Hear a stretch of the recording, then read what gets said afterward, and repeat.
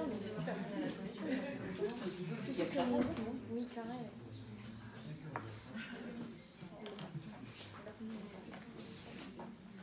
J'ai l'impression d'être Bruno Dondero. On est entré, bien, mes chers amis. Entrez, on va prendre du dirigeant ad nutum. Bon, mesdames, mesdemoiselles, messieurs, d'abord, avant tout, bravo, je crois, d'être là, puisqu'il y a des grèves. Vous avez vu, on a été un petit peu à l'improviste au niveau de la logistique. On a commencé à mettre des chaises ici et là, parce que je m'attendais à ce qu'il y ait 5-6 personnes en comptant les appariteurs. Force est de constater que vous êtes plus nombreux. Donc c'est vraiment une bonne chose, et comme vous avez pu constater, on essaie de vous corrompre avec des bonbons. C'est la marque Lysias. Alors que j'ai un petit peu, plus ou moins une idée, tout le monde est ici inscrit au concours ou pas? Non? Non, mais c'est pas une honte, hein, ça arrive à des gens très bien. Qui n'est pas inscrit? Ok? Dans ces gens-là, qui compte éventuellement s'inscrire, voudrait s'inscrire? Ok. Et le reste, c'est inscrit. La plupart ici, c'est qui est en L3 ou post-L3? Ok. Et qui vient de découvrir les joies du droit, L1, L2? Vous êtes fous. On pleure 2 fois normalement. Quand on rentre à Cassin et quand on sort du Panthéon 5 ans après. Bonsoir, je vous en prie. Ah non mais... Pour un chargé de télé. Non, c'est bien, c'est une transition toute trouvée. Bonsoir, entrez, je vous en prie. Je vais aller chercher des choses. Ouais, je sais où tu vas les trouver déjà. Il en reste.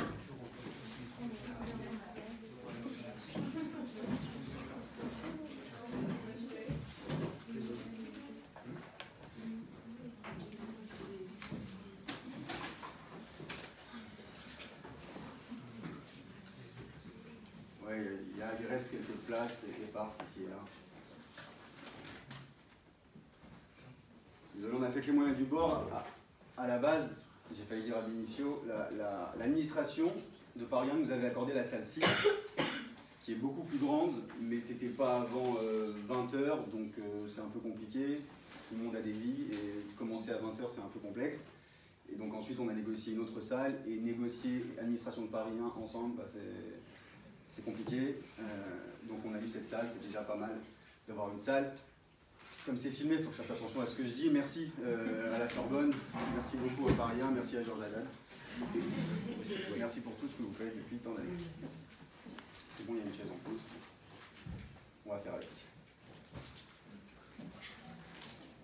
Bon, c'est bien, c'est ma transition toute trouvée, parce qu'un de ceux qui est rentré a dit désolé pour le retard. Je veux mettre les choses au clair tout de suite.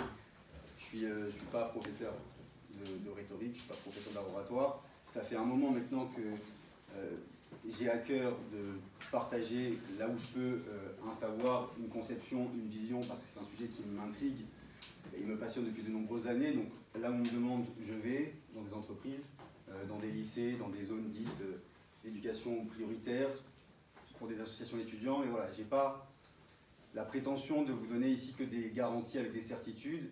Il va y avoir des règles, des méthodes qui vous sont proposées. Le but, si vous voulez, c'est de vous en émanciper. Donc si vous considérez, en sortant d'ici, qu'on vous a dit des âneries, vous aurez le droit. Vous m'envoyez une réclamation, on en parle, on discute. Mais voilà, il n'y a pas ici de certitude professorale. Il y a des méthodes qui ont vraiment montré leur valeur. La plupart d'ailleurs, ce n'est pas de moi qui sort de nulle part, c'est beaucoup de travail et une forme de synthèse des règles de Cicéron à nos jours, en passant par Maurice Garçon, Isorni, Charpentier et bien d'autres.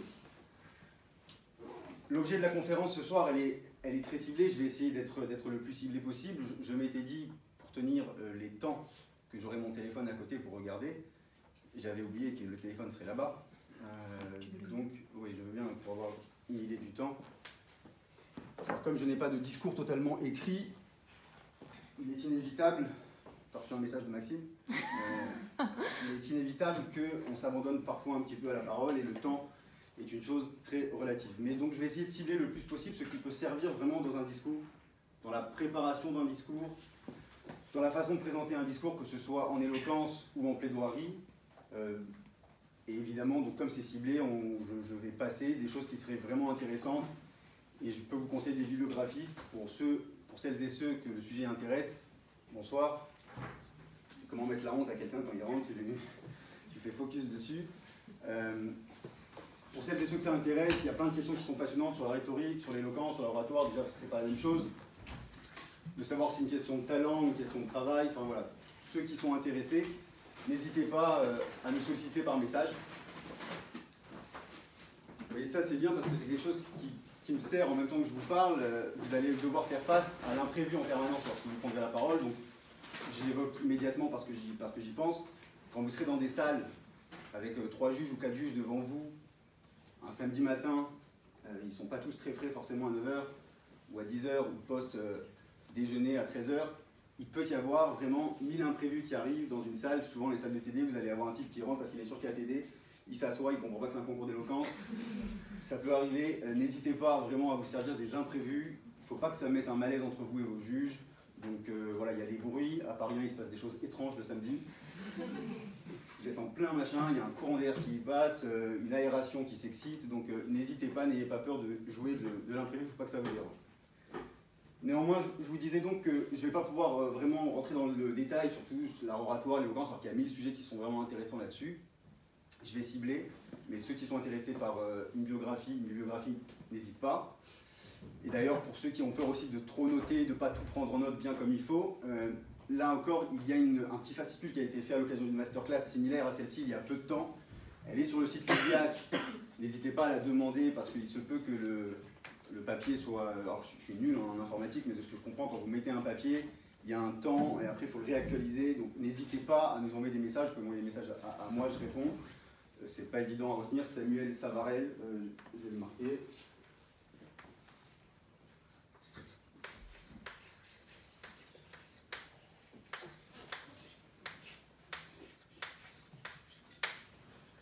Oui, j'écris comme un cochon. C'est pour ça que je suis pas encore sur les TD.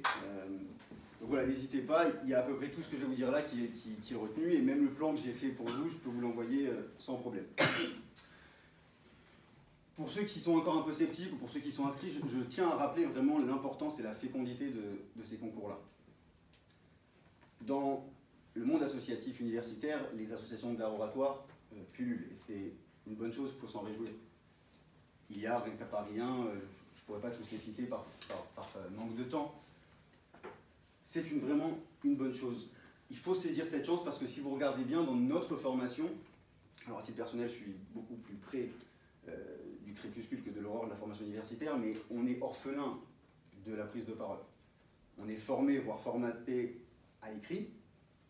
En revanche, l'oral est un petit peu absent de notre cursus de formation.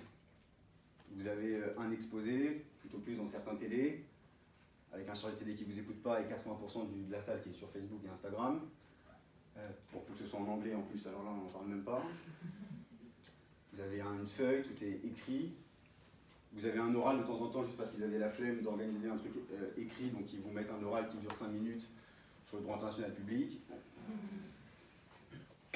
Et attendre le FB pour ceux qui veulent être avocats, ou le NM pour ceux qui veulent être procureur de la République, que sais-je, c'est dommage d'attendre trop longtemps. C'est une vraie occasion, les concours d'éloquence, pour aller se confronter à la prise de parole en public, qui n'est jamais un exercice évident. C'est, enfin, de ceux que je connais, je crois que c'est le plus dur.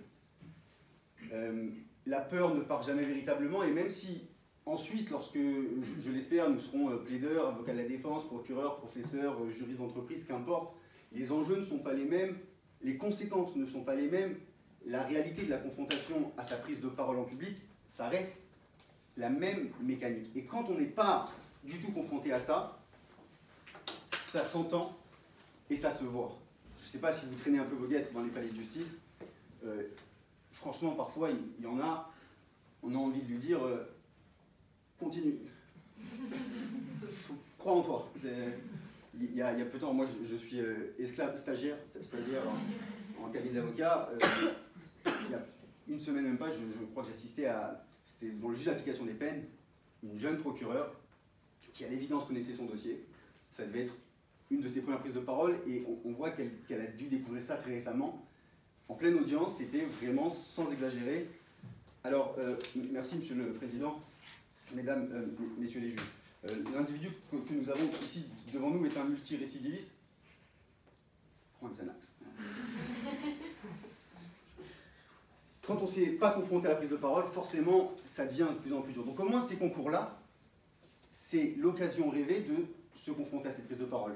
D'aller, en plus, alors je parle pour le concours Lysias, hein, il y a 1000 associations avec des choses très vertueuses, mais l'association Lysias, dans le concours plaidoirie civile, pénale et éloquence, ça se rapproche vraiment d'une certaine forme de solennité de la justice, parce que quand vous plaidez, je vous plaide bientôt dans quelques années pour la plupart d'entre nous, un tribunal c'est un peu ça, quoi. Il y a un magistrat, plus ou moins réveillé, 2 assesseurs, une espèce de salle très solennelle, enfin dans l'ancien palais de justice, maintenant il y a la clinique, l'espèce d'hôpital qu'ils ont ouvert en guise de palais de justice, et c'est pesant, ça pèse, mais bas et lourd comme un couvercle, quoi. C'est vraiment, et cette pesanteur-là, quand vous êtes un petit peu habitué à l'affronter, ça devient quand même plus simple. On l'entend, ceux qui ont déjà fait des concours, etc. Et donc vraiment, là-dessus, pour les sceptiques, je vous le conseille vraiment, étant entendu que l'important de ces concours, c'est vraiment pas la victoire. Je vous le dis, ça peut faire formule bateau, j'assume, on s'en fout complètement de la caresse éphémère d'une victoire. Moi, si tout était à refaire dans ces concours, parce que je suis un multirécidiviste, hein, je l'ai fait plusieurs fois, L2, L3, M1, s'il y avait un concours à Reims pour les CM1, j'étais capable de m'inscrire, histoire de voir. Je l'ai fait et refait, pas du tout pour gagner, mais parce que j'avais compris que c'était la seule mécanique réelle pour progresser. Voilà, encore et encore. Se lever, avoir peur avant, un petit peu pendant, et plus du tout une fois qu'on parle, parler à des juges, sentir qu'on les perd, ils vous font le retour critique, ça c'était bien, ça c'était pas bien, j'ai aimé votre deuxième phrase à la 3e mi-temps de votre intervention. Et c'est encore remettre l'ego et sa fierté sur le terrain, et les gens sont là étonnés, ils disent « Pourquoi tu remets ton titre en jeu? Mais tu m'as pris pour Miss France ou quoi ?» Enfin, c'est pas... Le but c'est de progresser, on s'en fout de la victoire. Si c'est à refaire, je le referai, et je vais vous dire très sincèrement, si c'était à refaire, je reprendrais les humiliations que j'ai subies. Les espèces de moments où vous vous rasseyez, vous sentez que vous n'êtes pas bon, vous rentrez chez vous, vous dites « J'ai fait n'importe quoi pendant 10 minutes, ça s'est entendu », et après vous avez vos juges qui vous disent « Vous voulez être avocat ?» Oui, bah, pensez à la fonction publique, monsieur, hein, c'est mieux.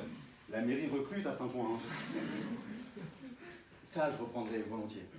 Parce que c'est dans ces moments-là que vous vous obligez à vraiment repenser votre art. Pourquoi ça a été mauvais? Et puis vous rencontrez parfois, c'est aussi le bonheur de ces concours, des gens qui vont vous mettre sur la voie. Ah oui, il y a une épidémie en ce moment, fais gaffe. Hein, je suis pas serein, t'as pas fait un voyage en Chine avant de venir, on est d'accord? Vous rencontrez des maîtres, vous rencontrez des gens qui vous aident, et ça c'est beau. Il y a des anciens lauréats qui sont extrêmement bienveillants, extrêmement pédagogues. Vous rencontrez des avocats qui vous viennent vous juger, qui ont 10 ans de barre derrière eux, qui vous mettent sur la voie d'autres avocats, et ça change vraiment la vie d'un étudiant et le regard qu'on a sur l'oratoire, donc je vous le conseille vivement. Bonsoir.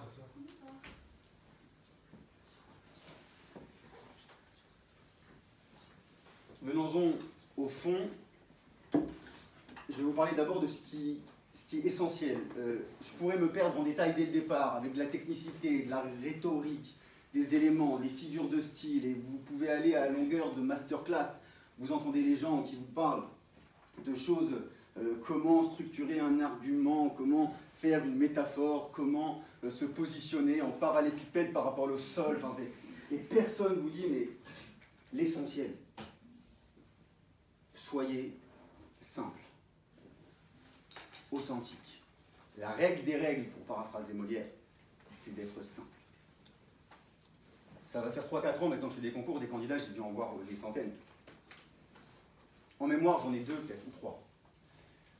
Sur 10 candidats, vous en avez 8 qui se trompent, d'exercice en fait. Le vrai but de l'art oratoire, le vrai but de l'éloquence, c'est d'aller parler, d'aller convaincre. Et sur 10 candidats, vous en avez 8 qui se trompent et qui font du théâtre, qui font de la lecture à voix haute de discours. Je veux le dire d'entrée de jeu parce que si vous deviez retenir qu'une seule chose ce soir, il faut que ce soit peut-être celle-là. J'en profite tant que l'attention est encore vivace, parce que l'attention d'un auditoire, l'attention d'un homme, vous le verrez très vite, c'est ce qui est compliqué de maintenir captif un auditeur quel qu'il soit. C'est une mission très complexe, ça va assez vite. On a En moyenne aujourd'hui, à peu près, si vous ne captez pas l'attention de quelqu'un dans les 3-4 premières minutes, c'est pour ça qu'on vous a donné des bonbons, vous allez le perdre. On a le temps d'attendre 2 minutes. Alors avec l'ère des stories, c'est encore plus rapide maintenant. C'est amuse-moi tout de suite ou tu m'ennuies. Donc je vous le dis, tant que je sais que vous êtes encore en éveil, soyez simple, soyez authentique. C'est une erreur fondamentale. Vous pouvez aller voir des vidéos sur les concours, sur les conférences. Les candidats qui viennent avec un discours intégralement rédigé, j'insiste sur le intégralement rédigé, et qui vous font à peu près ça. Monsieur le Président, Mesdames, Messieurs les juges, peuple de Lysias, non, mon client ne regrette rien, rien de rien. On n'a qu'une envie, c'est de se pendre. Vous allez convaincre personne en disant ça.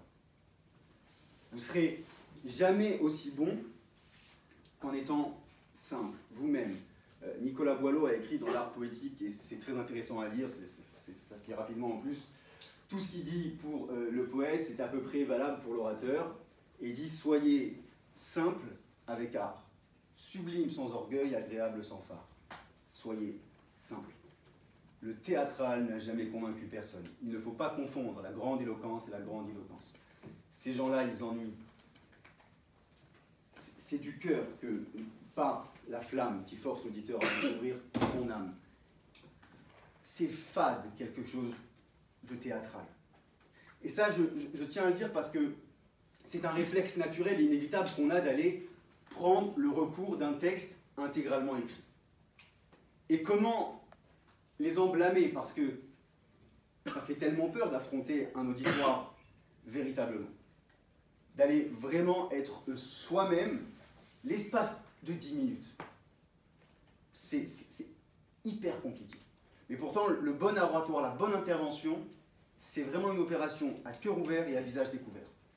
Soyez vous-même. Je le dis avec insistance parce que c'est un réflexe qu'on a d'essayer d'aller choisir quelqu'un d'autre, un personnage, histoire de ne pas trop se montrer. Parce que regarder des gens 10 minutes, les yeux dans les yeux, pour être cahusassien, c'est compliqué. C'est compliqué. Là, moi-même, ce soir devant vous, vraiment, je ne suis pas spécialement vieux, je suis tout à fait jeune. J'en ai fait beaucoup des interventions. Si je vous disais que je n'ai pas peur, je serais un mytho. J'ai peur, et j'y reviendrai d'ailleurs, cette peur, je veux la garder le plus longtemps possible. Mais bien sûr que ça fait peur d'aller affronter même 3 juges. Mais c'est que comme ça, c'est que à ce prix-là que vous arriverez à créer quelque chose. Il s'agit de plaire, d'enseigner, de convaincre, d'émouvoir, tout à la fois. Et ça, il n'y a pas de meilleur recours que ce que vous êtes. Venez. Ah, ça fait très McDo, mais en éloquence, venez comme vous êtes. Oui, je sais, on a ces références. On en reparlera sur comment bien préparer un discours, etc. Mais ne lisez pas du mot à mot. Les étudiants qui font ça, c'est dommage parce qu'ils prennent l'occasion de vraiment progresser et ils la fuient au dernier mot. Et vous les avez pendant 10 minutes, ils sont en tête à tête avec leur texte et vous ne voyez rien d'autre que leur cuir chevelu. Joli au demeurant parfois, mais problématique parce que il faut que quelque chose se passe, c'est une création ou ce n'est rien. Bonsoir. Je me demande s'il y en a un qui va dire bonsoir. Non, mais parce que vous avez dit bonjour, mademoiselle, à la pauvre, je la mets mal à l'aise.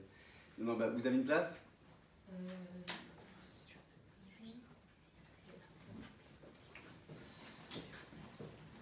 Donc oui, venez vraiment comme vous êtes, avec votre authenticité. Vous mettez tout, en fait, dans une intervention en éloquence, dans une intervention à l'oral, de surcroît avec les sujets d'éloquence, vous verrez, c'est des sujets qui vraiment, ça ouvre le champ des possibles, en général des sujets philosophico-comiques, mais ça ouvre le champ à l'authenticité, à la simplicité. Alors, il s'agit de mettre ce que vous êtes, vous, dans une plaidoirie.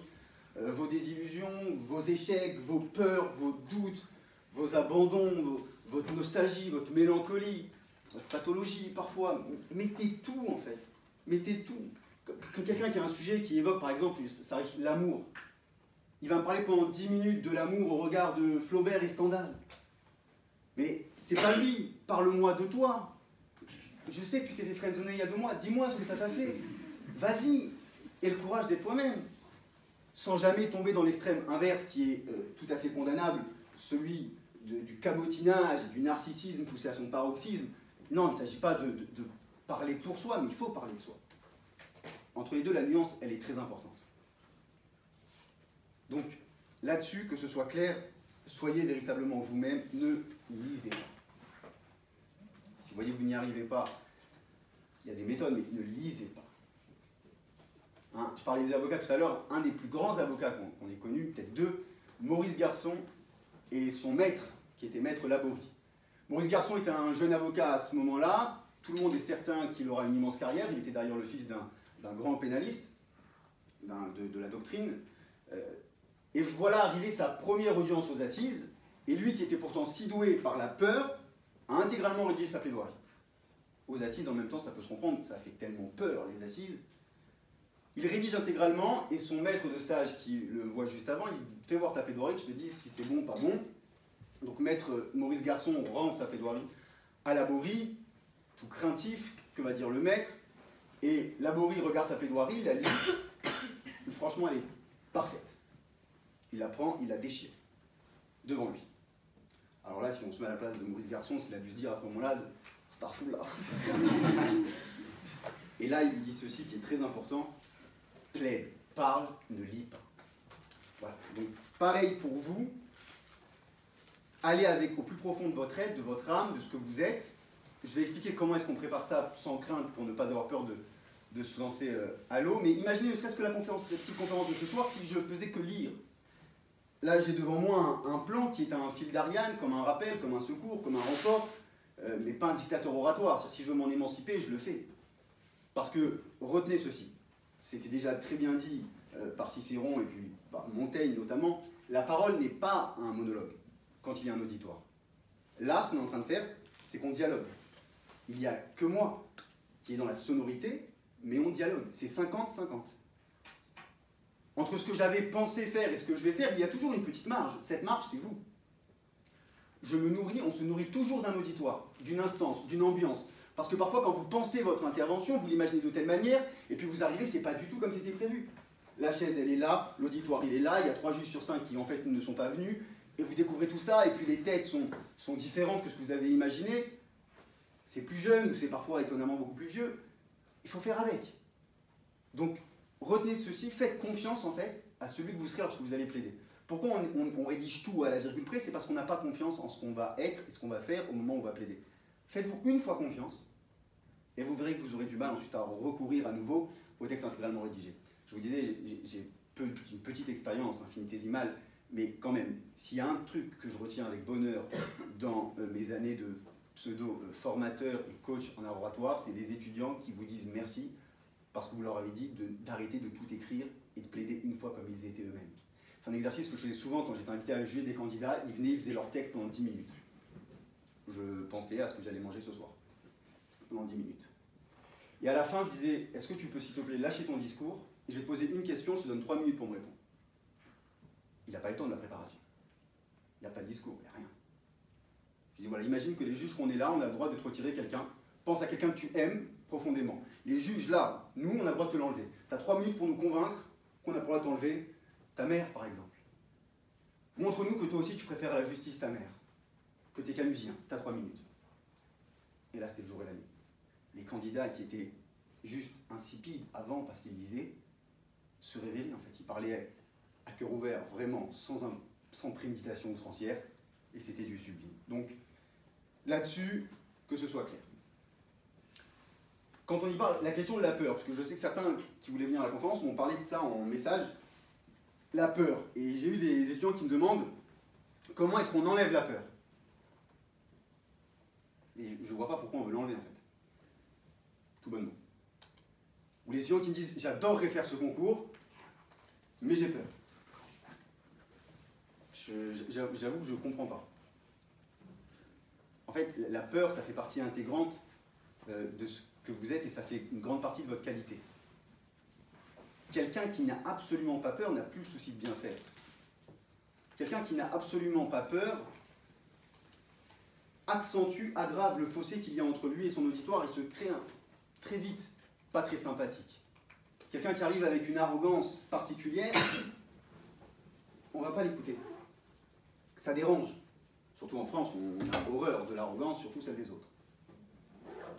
La peur donne une forme d'humanité que l'auditoire va pouvoir percevoir. Et ça, il faut le garder. Absolument le garder. N'ayez pas peur de la peur. Un vieil avocat m'avait dit, moi j'ai peur du jour où j'aurai plus peur. Je trouve la formule bien vraie. Et comme je disais, je suis en stage, un des grands avocats que j'aime bien, alors je ne dirais pas son nom parce que l'épisode est un petit peu douteux, j'étais aux toilettes avant d'aller... Enfin non, voilà, le mec qui te dit douteux, après il te dit toilette, c'est bizarre, mais ce que je veux dire c'est que je suis allé aux toilettes juste avant, c'était à son tour de plaider d'ici 10 minutes, et j'entends quelqu'un qui n'est vraiment pas bien dans les toilettes du palais de justice. Vous savez, c'est une gênante, est-ce que je filme pas, ça se fait pas. Et là c'est lui qui sort, l'avocat à peu près 45 ans, que j'admirais tellement.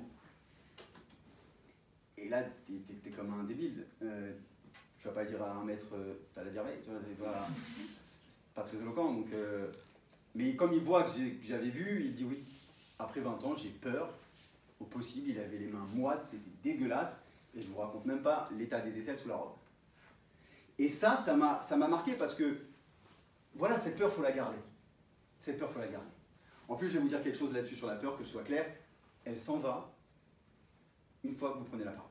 Ne pensez pas qu'elle va rester... Je vous vois douter, madame, vous faites la moue. Vous avez le droit d'être sceptique, mais quand vous faites une intervention orale, en général, je ne dis pas qu'elle disparaît, qu'elle s'évapore comme par magie, mais au fur et à mesure que vous êtes dedans, elle a tendance à beaucoup diminuer. À l'instar de l'eau, quand on se met dans l'eau, au début elle est un peu froide, après ça va bien. Ou ce que dit Alain, le philosophe, dans les propos sur le bonheur, c'est vraiment valable pour l'orateur. Il parle d'un pianiste qui est tétanisé avant de jouer, et lorsqu'il joue, c'est le virtuose. Mais vraiment, là-dessus, soyez serein, elle a tendance à partir. La peur, il y a des études très intéressantes qui ont été faites, notamment citées par un philosophe qui s'appelle Maurice Ougardi, qui a écrit sur l'art de la parole, par rapport aux soldats. La mécanique de la peur avant la bataille, elle est exacerbée pendant... L'adrénaline prend le dessus, l'instinct de survie prend le dessus, et elle est mise d'un côté. Dans la prise de parole en public, c'est pareil. Vraiment, sur le moment, sachez qu'elle disparaît. Et puis après, elle s'estompe au fur et à mesure qu'on pratique, ça, il n'y a pas de secret. Faire, refaire, encore et encore, et la peur a tendance à diminuer. Mais elle ne disparaît jamais vraiment. En fait, on apprend à l'appréhender différemment. C'est pour ça que ces concours sont si importants. Parce que vous appréhendez la peur différemment. Là, avant de rentrer dans la salle, j'ai respiré un bon coup. Je suis ressorti parce qu'il fallait chercher une chaise. Je suis re-rentré. La peur, elle était là. Surtout que, comme je vous disais, comment on prévoit la chose et comment elles sont, je pensais vraiment faire quelque chose devant 3 personnes. Force est de constater qu'on n'est pas bon en maths. Bonsoir. Bonsoir, allez-y, je vous en prie. Alors vous n'aurez pas autant d'imprévus normalement samedi.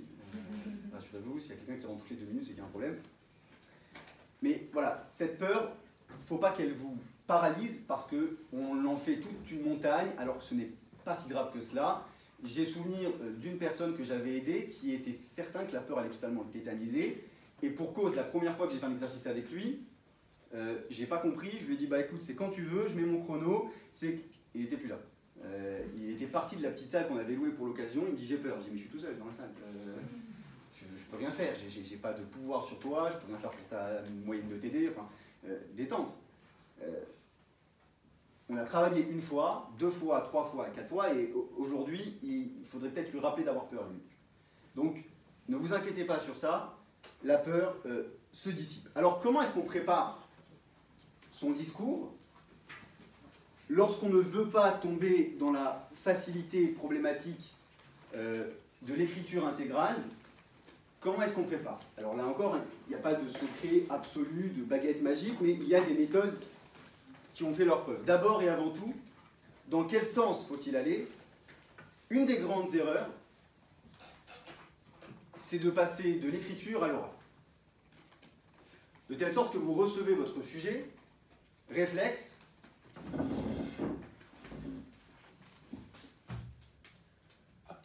vous asseyez, vous attendez que ça vienne, vous écrivez. Et sur le moment, on peut trouver ça... Wow, c'est du standard ce que je viens de faire. Et puis vous vous levez et vous dites à l'oral. Et là, vous êtes tout d'un coup beaucoup plus modeste sur ce que vous venez de faire. La pensée pour l'écriture n'est pas la même que la pensée pour l'oralité. Donc, il faut plutôt aller dans l'autre sens. Penser son sujet, et au fur et à mesure, le mettre à l'écrit, et ensuite, on structure la chose. Jacques Izorni, qui était un immense avocat, le défenseur du maréchal Pétain, avait reçu un message d'un étudiant en droit. Il disait: Maître, je rêve d'une chose, c'est de vous regarder préparer une plaidoirie.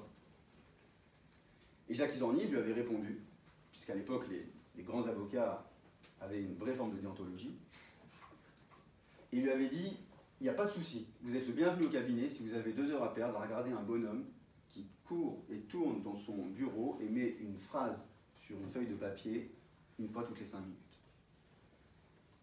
Et c'est véritablement comme ça que ça peut bien marcher. Selon vos dispositions d'appartement, que vous soyez en coloc, que vous soyez chez vous, chez papa-maman, ou comme beaucoup de nous autres étudiants les premières années, dans un truc à mi-chemin entre la chambre de bonne et le KGB, vous parlez à haute voix. Vous parlez à haute voix. Un des meilleurs compliments qu'on m'a fait sur ça, à l'oratoire, etc., c'était quand j'habitais à Nogent-sur-Marne. Oui, c'est à Paris, on en parle, c'est un peu loin. Là, j'aurais pas pu venir ce soir, par exemple, dans les mêmes conditions de transport. Et ma voisine, lorsque j'ai déménagé, parce que Paris, quoi, hein, forcément, on voit tout en face de vous, elle m'a dit: ah bah vous nous abandonnez, me voyant avec les cartons en bas de l'ascenseur. Et je lui ai dit: oui, mais on se connaît, c'est pas que je vais être indélicat, mais elle me dit: oui, je vous aime bien, moi et mon mari, on rigole quand on vous voit, vous êtes le mec qui tourne autour dans sa chambre, là, bizarre. Sur le moment, j'étais vraiment, j'ai beaucoup couru.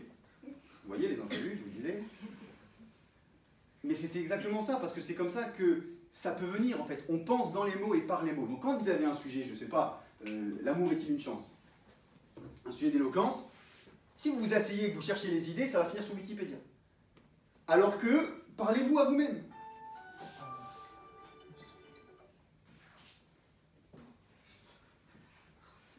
Vous viendrez le voir à la fin du cours, monsieur. Parlez-vous à vous-même. Et ça vient, et parfois on peut bloquer, hein, le syndrome de la page blanche, ça peut arriver dans l'oralité sans problème aussi, le syndrome du blanc tout court. Alors, mais vous essayez un peu encore, dans votre chambre. Monsieur le Président, Mesdames, Messieurs les juges, l'amour est-il une chance? Bah, si vous demandiez à mon ex, mon Dieu, qu'est-ce qu'elle vous dirait? Non, c'est nul, je reprends.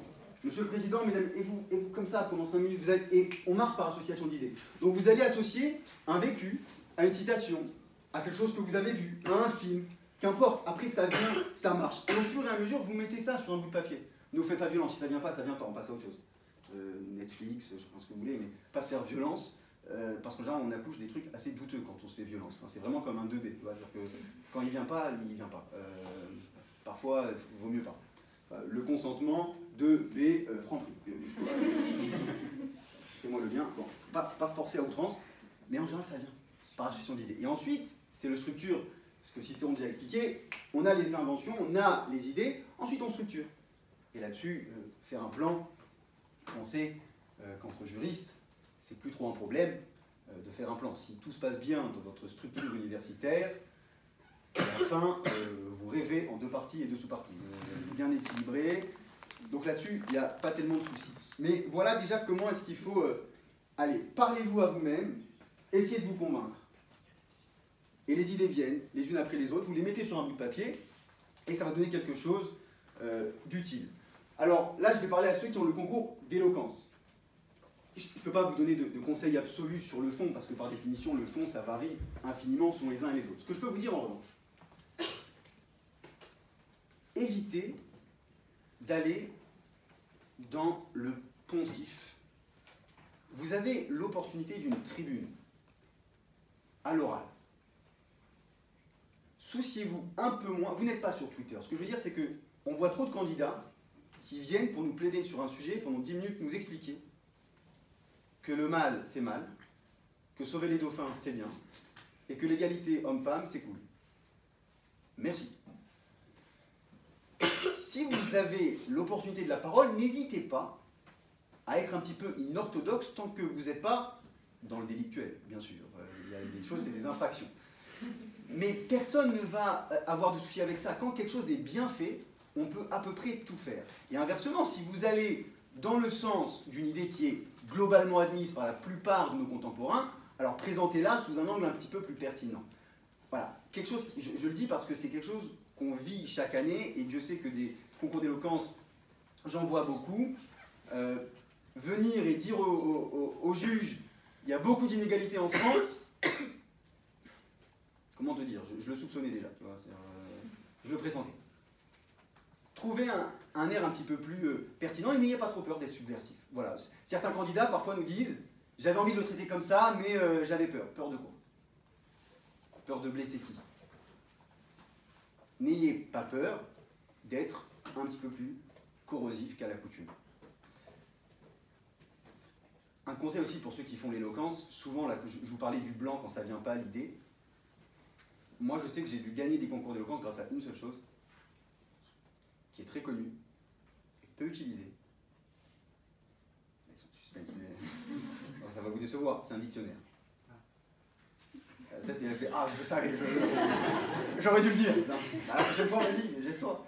Non, mais on n'y pense pas, mais le dictionnaire, ça m'a ouvert des portes parce que parfois, il y a des sujets qui n'inspirent pas. Déjà, il y a des sujets, parfois, on ne les comprend pas. Toutes les fugues sont-elles des préludes? Moi, j'aime bien les fruits, mais enfin, où j'avais la fuite est-elle salvatrice? Mais je sais pas, moi. Alors là, la fuite, alors tu dis, vas-y, je vais chercher dans mon vécu. Est-ce que j'ai déjà fui? Oui, mais j'avais 15 ans. Est-ce que ça va faire à quelque chose? Salvatrice, est-ce que je suis sûr de la définition déjà de salvatrice? Ça va? Ce serait trop bête de perdre un candidat pendant la formation. Le dictionnaire, ça m'a ouvert des portes sur plein de sujets. Parce que ça m'ouvrait, en fait, en lisant la définition, je voyais l'étymologie, la source. Et là, c'était tout d'un coup un champ des possibles nouveau qui venait à moi. Et pourquoi j'ai compris avec le temps, bien plus tard, pourquoi et l'importance viscérale. Et là, je sais que je suis un petit peu vite vieux con quand je dis ça, mais j'étais allé voir un immense avocat. Le plus grand orateur, je pense, vivant. Vivant, toi aussi, reste vivant. J'étais allé voir un de ses procès fictifs, et à la fin, je vais le voir. Bah, ouais, vraiment, mais je me revois aller le voir, on aurait une groupie de voir Justin Bieber, quoi, tu vois, c'est vraiment... bonjour, maître. C'était super. Et là, il se pose ma question, bon, donnez-moi un livre pour devenir un orateur. Et il me regarde et il me dit, oh, c'est simple, jeune homme. Achetez-vous un dictionnaire. Je ne savais pas comment le prendre en ce moment. Est-ce que tu es en train de me dire que je suis illettré? Achetez-vous un dictionnaire. Et puis, genre, 6 mois plus tard, un autre avocat me dit la même chose. Est-ce que vous avez chez vous un Larousse? Je sais pas, j'ai un Robert, ça passe. Et en fait, c'est tout bête, mais on pense dans les mots, on est limité par nos mots, on ne peut pas penser ce qu'on ne peut pas nommer. Jacqueline de Romy, qui était une femme à l'intelligence coruscante, explique ça très bien en 10 pages. L'intelligence, le champ de nos pensées gagne en extension ce que notre vocabulaire gagne en épaisseur. Et après, ça devient une drogue. Et maintenant, ça fait 4 ans que je fais partie de ces fous qui notent les mots qu'ils ne connaissent pas ou dont ils ne sont pas sûrs. Et ça a changé ma vie. Alors là, évidemment, en une semaine, avant le sujet, ça va pas changer ma vie, mais un conseil au Piter Dictum, un petit truc en latin, ça passe toujours bien. Pour ceux qui veulent vraiment progresser sur le long terme, les dictionnaires. Les dictionnaires, ça coûte quoi? Tout le monde, une fois dans la journée, 2 fois dans la journée, pour les meilleurs d'entre nous, il y a un mot dont on n'est pas très certain. Mais dans n'importe quel manuel en plus. Même le Gaja, il peut y avoir un mot, je me rappelle le nœud gordien de je ne sais plus quoi en droit administratif, et ça m'est resté pendant 2 heures, je le lisais, il y a des mots qu'on dit, c'est pas grave, je passe, et puis au bout d'un moment je dis stop. Mon ego me dit, va voir ce que c'est. Et maintenant c'est devenu une pure drogue, les mots. Je vous le conseille, dès qu'il y a un mot qu'on ne connaît pas, vous vous faites alors un petit carnet, ou un album photo, qu'importe, et c'est le champ des possibles d'avoir plus de mots. Mais en tout cas, voilà, pour les concours d'éloquence, c'est une technique comme une autre qui peut vous aider lorsque vous avez un doute. Donc ça, c'est pour l'éloquence. Pour la plaidoirie, encore une fois, sur le fond, ça dépendra, c'est pour vous, mais on peut dire 2 ou 3 choses. Si vous êtes procureur de la République ou si vous êtes avocat de la défense, il s'agit de mettre en exergue pour l'un que l'infraction est caractérisée, donc condition préalable, le cas échéant si l'infraction le nécessite, élément matériel, élément moral.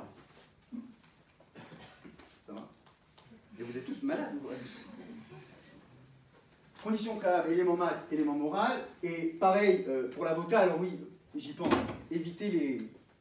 J'adore quand il y a un procureur qui fait un concours d'éloquence, il vient, il plaide son truc, et avec un air sûr de lui, Monsieur le Président, la question ne se pose pas. Le 13 janvier 1980, à la Cour d'appel de Dijon, la Cour d'appel de Dijon en 1981, il y en a beaucoup qui font ça, on sent qu'ils sont allés regarder le code, ils ont vu des trucs, alors parfois il y en a qui vous disent même le tribunal administratif de Pontoise, en vrai. Essayez de rester quand même sur des trucs crédibles, hein. Je dis pas qu'ils ne sont pas crédibles les juges de Dijon, mais bon, voilà. Cour d'appel de Paris, Cour de casse, restez dans ces eaux-là. Donc élément mat, élément moral, allez voir le droit. Certains m'ont dit, oui, j'ai pas fait beaucoup de pénal, est-ce que c'est difficile? Non. Les infractions qu'on donne dans les cas, évidemment c'est du pénal, mais ce sont des prétextes avant tout pour aller un petit peu voir ce que vous pouvez donner sur une plaidoirie. Quelqu'un qui nous fait un raisonnement juridique béton armé, mais pour lequel on a l'impression d'entendre, vous savez, un juriste dans ces fameux colloques où il y a forcément que des juristes. Alors on va vous faire un colloque sur le droit de construire un poteau EDF dans le domaine public en 15e siècle. Merci, alors l'équipe il s'assoit, merci Monsieur le Président, mes chers amis. Oui, c'est un sujet délicat qui nous est donné ce soir. Et, bon, bah, si tu fais ça en 10 minutes, ça peut être juridiquement béton armé, ça ne servira pas à grand chose. Donc il faut évidemment qu'il y ait du droit, parce qu'il faut que ce soit crédible, mais derrière, les faits, tels qu'ils sont donnés, vous le verrez, il y a à boire et à manger pour le procureur et pour l'avocat de la défense. Ça me permet d'enchaîner sur la structure du discours. Comment cela doit être structuré? Encore une fois, vous êtes libre. Si vous voulez faire totalement autre chose, vous pouvez. C'est juste des méthodes qui vraiment ont fait leur preuve. Règle générale, que ce soit, ça vaut pour éloquence, plaidoirie et même plaidoirie civile, exorde, ce qu'on peut appeler argument, narration, on rentrera dans le détail ensuite, et péroraison. Grosso modo, exorde, l'argumentation,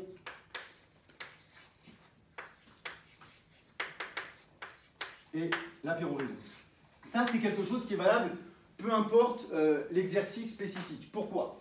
L'exorde a vocation à une seule chose, capter la bienveillance. Comme je vous le disais tout à l'heure en préambule, l'attention humaine est quelque chose qui vacille facilement. Il faut que, dans le début de votre intervention, j'ai envie de vous suivre. J'ai envie de vous écouter. C'est un phénomène, par exemple, que le parallèle peut être fait, les agents immobiliers connaissent bien le phénomène.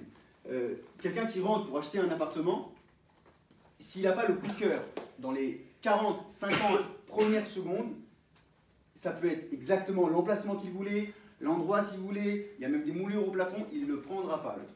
Il faut qu'il ait le coup de cœur. Pareil avec un auditoire quel qu'il soit. Il faut qu'au début, quelque chose me donne envie, tiens, d'aller vous écouter. Alors dans l'exorde, il y a plusieurs façons de faire. Il y a l'exorde qui va vraiment dans le pathos, c'est-à-dire dans cette espèce de sentiment qui doit toucher. Il y a l'exorde ex abrupto. Il y a l'exorde qui est un petit peu provoquant, mais jamais totalement indélicat. Il y a 1000 façons de traiter un sujet. Mais si vous commencez avec quelque chose, comme ça arrive souvent, Monsieur le Président, Mesdames, Messieurs les juges, nous verrons dans un premier temps que avant dans un second temps ça ne donne pas très envie. Il faut quelque chose qui donne envie de vous suivre. Et si vous remarquez bien, de beaucoup de discours et même de certains livres, on n'en retient que les débuts. Ça donne envie, par exemple, vous ouvrez le mythe de Sisyphe d'Albert Camus, le seul sujet philosophique sérieux, c'est le suicide. Ça va être chouette, ça donne envie, mais ça intrigue. Dans un discours, pareil, il faut que la première note me donne un petit peu envie de vous écouter. Un sujet sur la pauvreté. Monsieur le Président, Mesdames, Messieurs les juges, la pauvreté est grave. Merci. Monsieur le Président, Mesdames, Messieurs les juges, est-ce que vous savez que nous laissons mourir dans nos rues 9 millions de personnes? Là, au moment où je vous parle, il y a peut-être 3-4 morts, Monsieur le Président, dehors. Dans l'indifférence générale. Vous avez dit la même chose, mais un petit peu différemment. Bonsoir, entrez, je vous en prie. Vous arrivez pile pour le début, c'est très bien. Entrez, entrez, je ne sais pas, est-ce qu'il y a de la place au fond, dedans, derrière? Sinon même, cette chaise-là, on peut l'utiliser.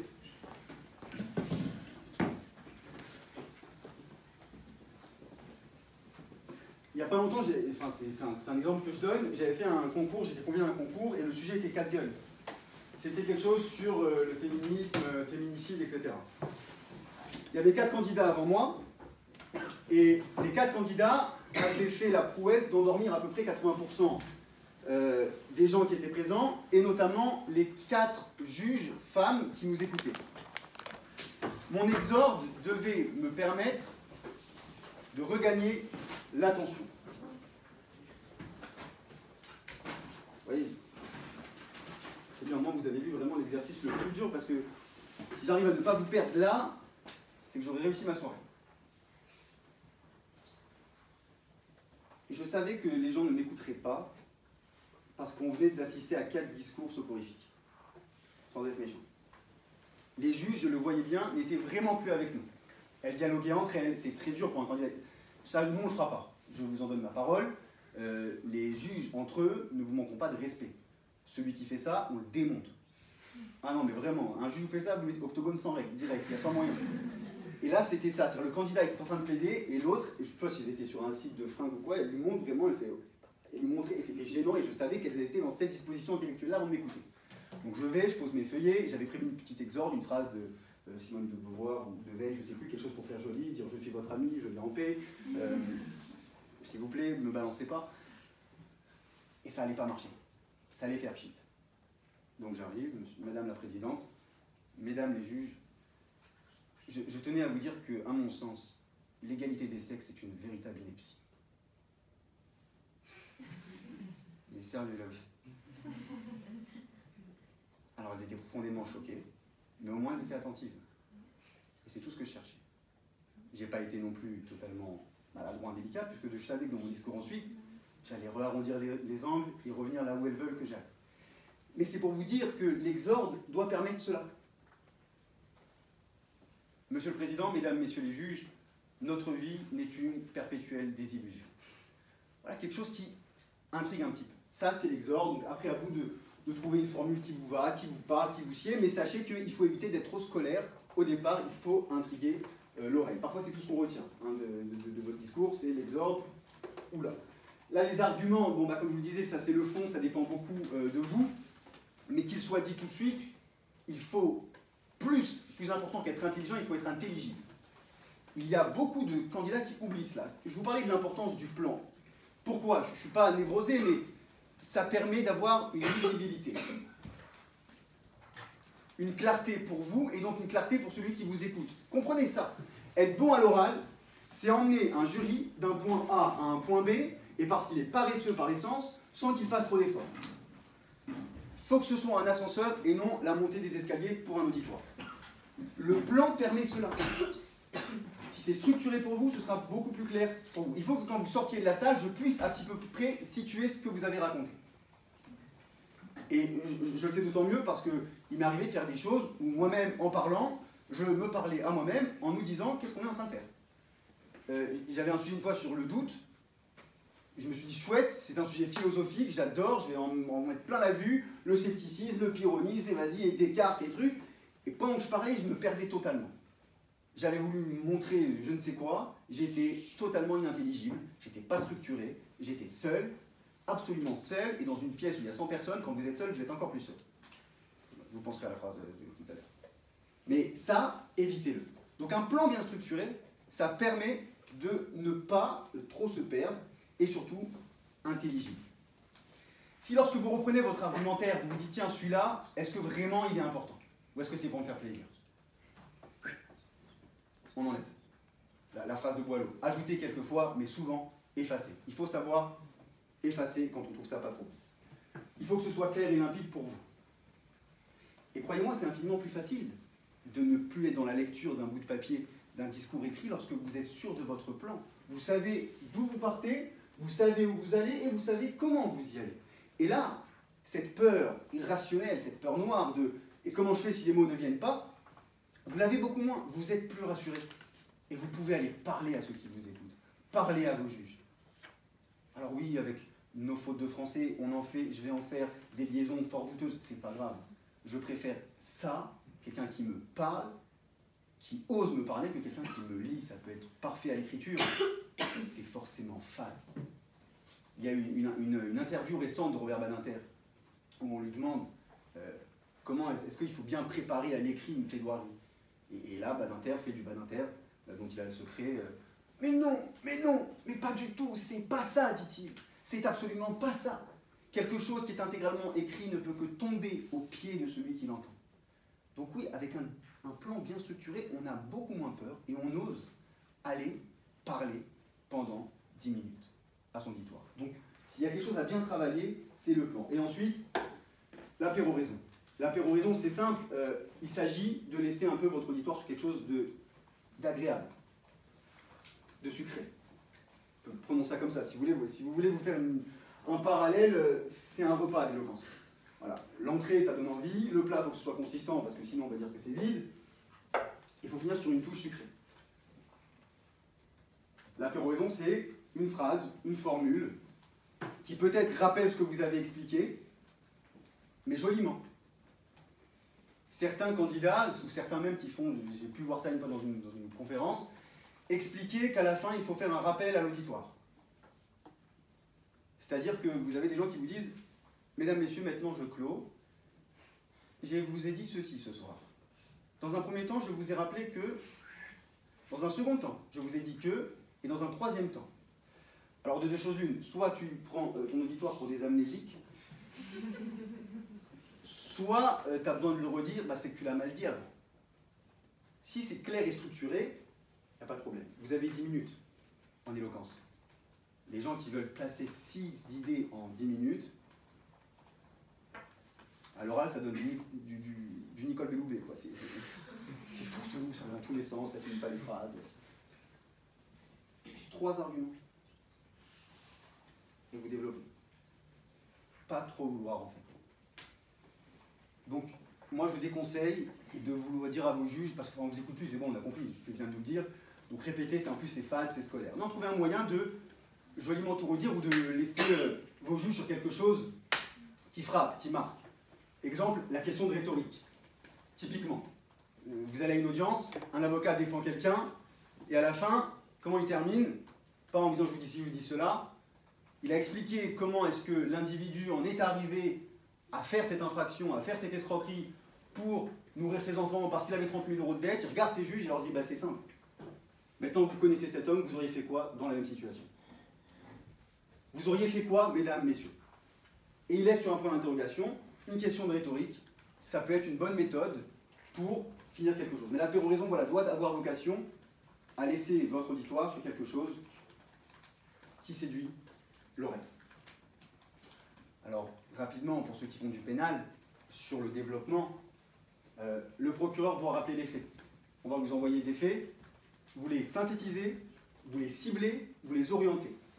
C'est vous qui rappelez les faits de manière ciblée et évidemment, comme ça vous arrange vous, comme dans tout dossier. Il s'agit juste de mettre la lumière plus sur une partie que sur une autre. Et ensuite, vous développez. L'avocat de la défense, lui, aura à cœur de reprendre les mêmes faits, mais différemment. Monsieur le procureur vous a dit ça. Il a peut-être un peu omis de préciser que ça. Puisque l'avocat de la défense considère qu'il n'y a pas de vérité. Ne serait-ce que, vous savez, l'anagramme de la vérité, quand on change les lettres, ça donne relative. Ça, c'est dans la tête de tous les avocats. Il n'y a pas de vérité. Ça dépend comment on regarde le dossier. Et les faits qui vous sont envoyés, il y a la place pour une interprétation ou une autre. Donc, n'hésitez pas avec ça. Seul point, c'est qu'en pénal, le procureur doit finir sur sa demande. Il faut entrer en voie de condamnation. Je vous demande donc de le condamner à 3 ans d'emprisonnement et X € d'amende. Faites juste attention en pénal. Souvent on entend je vous demande de l'acquitter. Si vous êtes en correctionnel, c'est une relaxe. C'est bête comme ça, mais ça peut déranger un peu celui qui vous entend. Donc faites attention si on est dans le criminel ou le délictuel. Rapidement, quelque chose à éviter. avant de vous dire 2-3 trucs sur la gestuelle, et puis j'en aurai terminé. Chose à éviter, les formules trop entendues. Dites-vous que les gens vous écoutent, ils sont là depuis 3 heures, et il y en a beaucoup qui sortent les mêmes formules. Les formules trop entendues, il faut les éviter absolument. Les trucs du style, quelqu'un qui vient et qui vous plaide en vous disant parce que c'est notre projet, ça va, ça a été fait, refait et refait.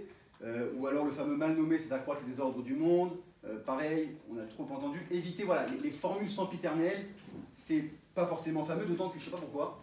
Il y a des candidats, quand ils sortent des formules que tout le monde connaît, il a l'impression d'avoir fait une invention. Ils vous regardent, alors elle est bonne, ça, quoi. Non, elle était bien, non? Bon, ok, elle était nulle. Évitez le name dropping. Ceux qui citent 20 000 auteurs par intervention. Pour ma part, par exemple, moi j'assume, je suis obligé ici d'utiliser quand même pas mal la citation pour une raison simple. J'ai pas une grande carrière derrière moi, il s'agit de donner aussi crédibilité à mon propos et de rendre à César ce qui est à César. Comme la plupart des choses que je donne et que je dis et que je partage avec les étudiants, c'est pas de ma propre invention, je rends à César ce qui est à César et ça rassure un petit peu ceux qui m'écoutent. Mais voilà, évitez de trop citer. Surtout, alors parfois il y en a qui citent des trucs incompréhensibles. J'adore les candidats qui nous font, selon une étude bien connue du docteur Zamboulevich de Turquie, dit une étude scientifique. Ou alors les phrases qui sont très, très connues, quand vous nous donnez l'auteur ensuite, on a envie de vous dire, mais c'est presque insultant, tu vois. Monsieur le Président, demain dès l'aube, comme disait Hugo. Vous ne savez pas, un président de l'Assemblée. Mais j'aime donner des choses de culture. Bon, on sait, éviter ça. Aussi quelque chose, alors moi je déconseille, peut-être il y en a qui trouvent que c'est une bonne idée, j'en sais rien. Les candidats qui en plein milieu se mettent à chanter. Vous voyez? Mais oui, ça existe. Ça peut être un moment très gênant pour tout le monde. Voilà. J'ai eu, il n'y a pas longtemps, j'ai été invité à juger un concours et son introduction, son exorde, c'était ça. C'était Charles Aznavour. Et en plus, j'avoue que moi j'ai du mal qu'on soit sacrilège avec Aznavour. Hier encore, j'avais 20 ans, le garçon, enfin t'as 20 ans, donc... et puis il fait ça, mais on se dit, allez, 2 secondes. Non, il nous a fait un couplet. Je l'arrête, tu t'attendais à ce quoi? Je vous veux dans mon équipe. Je sais pas, peut-être que dans sa chambre, seul, sur sa table, c'est génie. Ah, je vais les tuer avec ça. Bah, il les a tués, ça, je vous garantis. Voilà, évitez de trop chanter. Chose à savoir en revanche, ah oui, ça je tiens à vous dire aux candidats. Quand on plaide, il peut y avoir un moment où on sent que ça ne prend pas. C'est simple, l'orateur a quelque chose de compliqué avec lui, c'est qu'un comique qui fait son sketch, il sait plus ou moins si ça prend. Il a un repère sonore. Ça rigole ou ça rigole pas. Un film qui est censé vraiment créer l'émotion, le réalisateur peut aller regarder derrière et on voit les larmes ou l'absence de larmes. Il peut sentir. L'orateur, lui, n'a pas de manifestation sonore, mais il a quelque chose. Il sent. C'est comme ça, c'est inexplicable, c'est je ne sais quoi comme Zamboulevich. On sent quand ça prend pas. Ça peut arriver. Mais ça peut surtout arriver qu'on croit que ça prend pas alors que ça prend super bien. Et pour cause, vous avez 3 juges en face de vous dans une salle, ça peut prendre vraiment bien. Donc ne vous laissez pas déstabiliser si vous sentez que ça prend pas. On sent souvent les candidats qui au bout de 4 minutes, ils lâchent le truc parce qu'ils sentaient. Mais si, vas-y. On peut pas évidemment. Et les candidats vous disent oui, mais vous aviez l'air pas très emballé. Mais tu veux qu'on danse? On est censé garder une certaine distance, une forme d'impartialité. Alors je sais, l'impartialité, les juges en France, on ne connaît pas très bien, mais on est censé faire ça. Donc on peut évidemment, mais intérieurement, il m'arrive de sourire. Et en plus, là aussi, ne vous laissez pas déstabiliser, vous allez voir les juges, mais ça c'est vrai aussi en audience, on prend des notes quand vous parlez. Il y en a plein qui font ça. Donc si on ne vous regarde plus parce qu'on prend des notes, c'est pas qu'on vous écoute plus, c'est juste qu'on a soit adoré ce que vous venez de dire, soit il ne faut plus le dire. Mais voilà, ne vous laissez jamais déstabiliser par ça. Et comme je vous le disais tout à l'heure, jouer de l'imprévu. Dernier petit point sur ça, sur les choses à éviter, les choses à jouer, la place de l'humour. On demande souvent ça. Quelle place pour le rire en plaidoirie ou en éloquence? C'est très simple. Oui à l'humour. Un grand oui. Mais simplement parce que tout est question de mesure, il ne faut pas que ça devienne le Jamel Comedy Club. Il y en a qui confondent la oratoire et le one-man show. L'humour sert absolument à l'éloquence. D'abord, on peut être infiniment pertinent rien que par l'humour. Il y a des humoristes, leur drôlerie, c'est rien d'autre que des messages forts et politiques. Il y a 2 écoles, hein. Il y a la maternelle et il y a des intellectuels qui font rire. Il y a Kev Adams et il y a Haroun. Enfin, vous voyez, c'est pas d'amalgame, hein, j'ai envie de dire. Avec le rire, on peut vraiment balancer des messages. Ça, oui, un grand oui. Le rire, surtout, c'est une digression. C'est une respiration pour celui qui vous écoute. Ça, je le sais, je le vois, moi-même, je l'utilise parce que c'est important. C'est ce qui permet une connexion, c'est ce qui permet de réduire la distance, c'est ce qui permet une sympathie, et surtout, ça permet une respiration. Si vous entretenez votre auditoire pendant 10 minutes sur un truc hyper complexe, il y a pas longtemps, une candidate, elle nous a expliqué l'éthique de Spinoza. Le sujet, c'était « Faut-il être éthique ?» Elle est partie sur l'éthique de Spinoza. Bon, l'éthique de Spinoza, c'est lourd. Et son discours, c'était comme l'éthique de Spinoza, c'était très lourd. Alors que la même chose, avec peut-être quelques digressions, ça permet une respiration. Et on revient mieux. La digression, c'est pas une diversion. Hein. C'est vraiment permettre ce rire qui crée une connivence et une forme de complicité avec votre juge. Et si vous arrivez à faire rire 3 juges, c'est que vous pouvez tout faire. Parce que c'est très difficile. Là-dessus, hein, je vous le dis au passage, souvent les gens ils vous disent non, j'ai peur, il y a 800 personnes dans la salle, mais c'est beaucoup plus facile quand il y a du monde. Sachez que vous allez faire l'exercice le plus compliqué qui soit. Devant 3-4 personnes, dans une salle un peu solennelle, plus il y en a qui jouent le truc, bonjour, asseyez-vous, la parole est à la défense, vous avez 5 minutes, c'est quand vous voulez. Fallait boire un coup avant je sais pas, détendre. Bon, ne vous laissez pas abattre, mais c'est un exercice très difficile. Mais au moins, c'est le plus représentatif de la réalité. Lorsque vous plaiderez dans une audience, lorsque vous plaiderez devant un juge d'application des peines, c'est pareil. Il y a 3 pèlerins, une greffière qui fait plus de bruit que vous en tapant ce que vous racontez. Donc c'est la même ambiance. Donc là-dessus, c'est vraiment ultra formateur.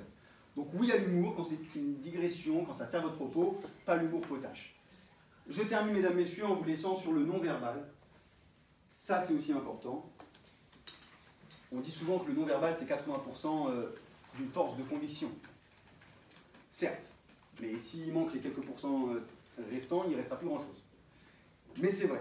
Donc, parlons tout de suite de la gestuelle, si vous voulez bien, avant d'évoquer les silences, le rythme et le regard. Ça fait très chargé télé, ça, par contre, ce que je vais faire. Donc, petit A, la gestuelle. Alors, il n'y a pas de règle absolue. Il y en a quelques-unes qu'il faut éviter. Là, vous voyez, par exemple, j'ai une salle qui était quand même assez relativement grande, il y a un petit peu de monde, donc je peux me permettre, si je reste comme ça pendant 10 minutes, je vois monsieur et madame, bonsoir madame. Mais forcément, les autres vont se sentir exclus. Donc dans une telle salle, c'est pas dramatique, vous voyez, d'aller un petit peu vers la gauche, un petit peu vers la droite. En revanche, quand il y a 3 juges devant vous, imaginez que vous êtes mes 3 juges, bonsoir mesdames, messieurs les juges, je suis candidat. Il y a des candidats qui font ça, sans déconner.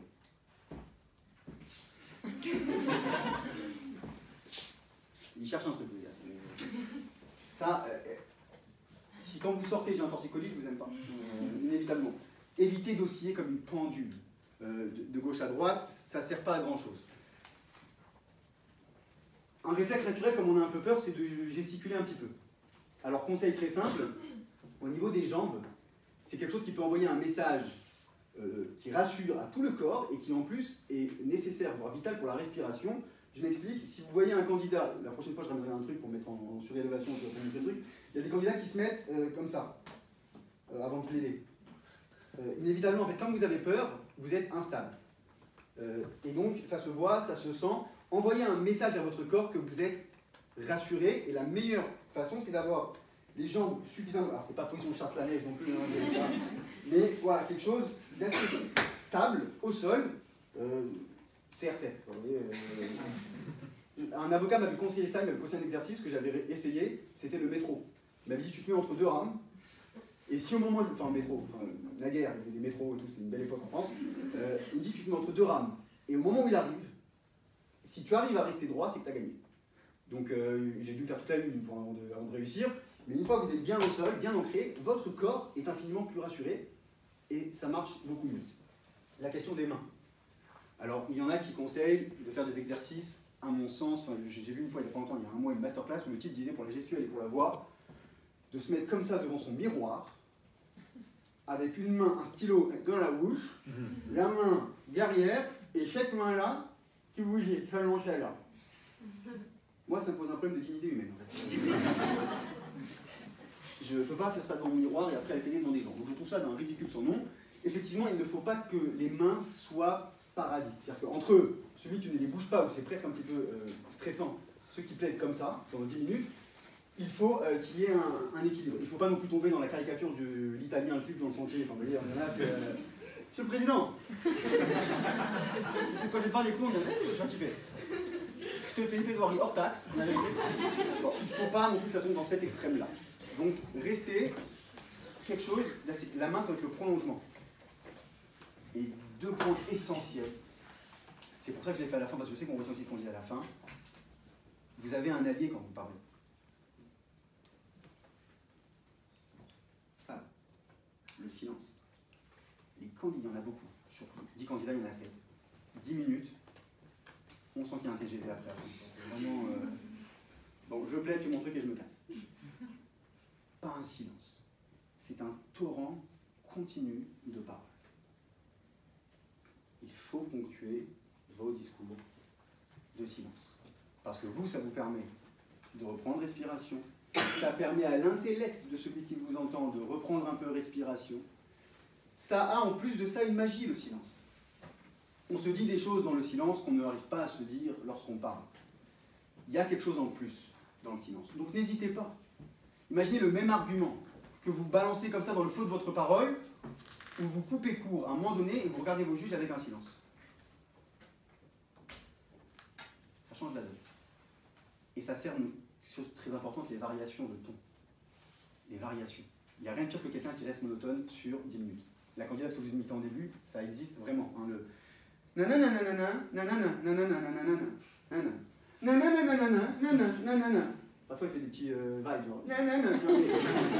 Mais sinon, c'est. Et t'as envie de lui dire change d'aile, tu vois, enfin fais quelque chose. Ne faites pas ça. Pas de monotone, il faut. Et c'est pour ça que ça sert de parler assez naturellement, parce que naturellement vous variez les tons. Naturellement, personne ne parle comme ça pendant 10 minutes. David Guetta, mais ça compte pas. Voilà, donc, écoutez, ouais, la musique classique, c'est une très très bonne aide pour voir comment ça marche au début, ça monte, ça redescend. Vraiment, le lac des signes, quoi. Il faut que ce soit comme ça. Et le regard. Regardez vos juges. Très important. Un candidat qui ne m'a pas regardé une seule seconde, je peux pas. Les yeux, vous parlez vraiment avec les yeux, beaucoup avec les yeux. D'ailleurs, les Grecs qui savaient tout faisaient partir la chaîne d'or de l'éloquence, non pas de la bouche, mais du regard. Il ne s'agit pas... c'est comme ça pendant 10 minutes, genre gênant.